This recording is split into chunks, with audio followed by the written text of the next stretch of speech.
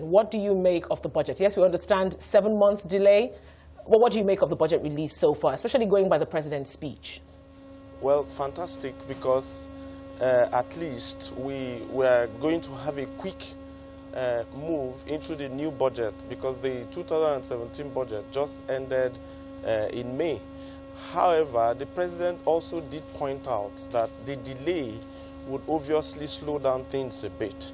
And I think it was a few weeks back, the finance minister did point out again that it would be tough to execute a lot of the things they plan to do. However, they were going to single out the most important projects and try to carry them out. So it's going to be a hard push from everyone. And the president closed the speech by saying that it was important that implementation was driven hard.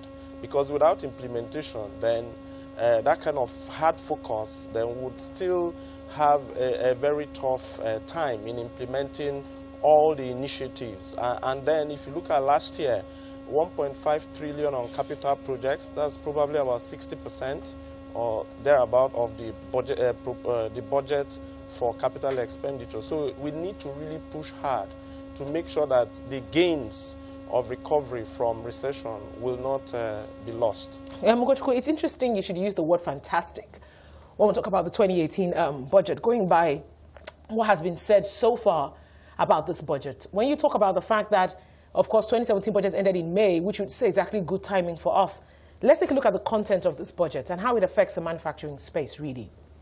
And I'm bringing this up going by what the president complained about. Clearly, he did express his displeasure with this budget and the fact that I think he was under pressure to sign. In fact, Nigerians are asking why the president went ahead to sign this budget, going by the complaints he's seen so far. Let's talk about what this budget contains, his complaints, and how it affects the manufacturing space.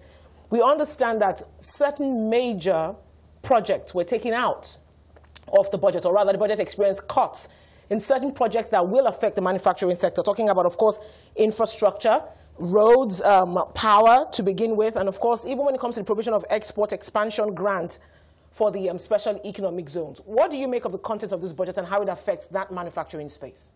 Okay, thank you very much. So if you look at the president's complaints, for me, they were germane and key, because the areas they cut are, in fact, some of them are ongoing projects. And so it now leaves the situation begging to the extent that if these projects are not completed, there's going to be a sort of slowdown. And he did also mention towards the end of his speech that he was signing so that they slow down. There won't be much slowdown in implementation and in the gains already made from 2017. So he said he would still address those issues. Hopefully the National Assembly will oblige. Coming to the manufacturing sector, clearly you know that the ripple effect would come from those projects, infrastructural developments, roads, housing, export grants, and all that. And for me, if implementation happens, and if the amendments the president intends to do happen, then we are certain that there will be a lot of effects. Take, for instance, simple example. If the housing projects are done, it means there will be more cement required. It means that people that do bagging will produce more. It means that there will be a lot of money moving around the system.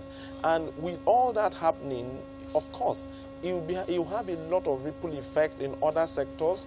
Consumption power too, as money gets into people's hands, will improve. So the FMCG sector will improve. So it's a whole lot. This is a clear case of all things being equal. But we do understand that we have constraints when it comes to funding the budget. I mean, the 2017 budget stretched forever. And that's where I'm coming from. So if we talk about issue of implementation of this particular budget, the president has also expressed his doubts, although he tried to be optimistic with the whole increase in oil prices, and whatnot. But if we're talking about cutting funds when it comes to the Mambila power project, which of course we know power is critical to the manufacturing space, I'm beginning to wonder how much of implementation is going to come into this. We understand the Senate took out a huge amount and actually inserted a bigger amount this time for constituency project. So when you talk about the issue of implementation, let's be very real here.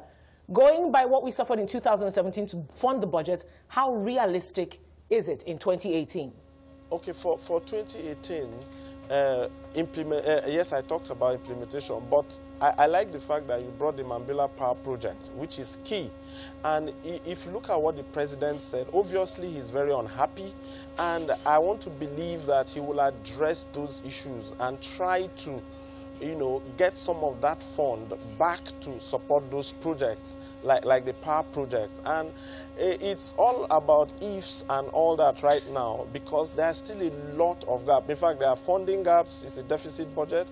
We still need to raise some fundings to be able to drive the budget. But by and large, it remains that what we have, if you look at the past budgets, even without the National Assembly taking out some things, there hasn't been 100% implementation. So if you look at from that aspect, if we can even drive what we have and then get those amendments which he intends to get, then we are certain that things will move forward.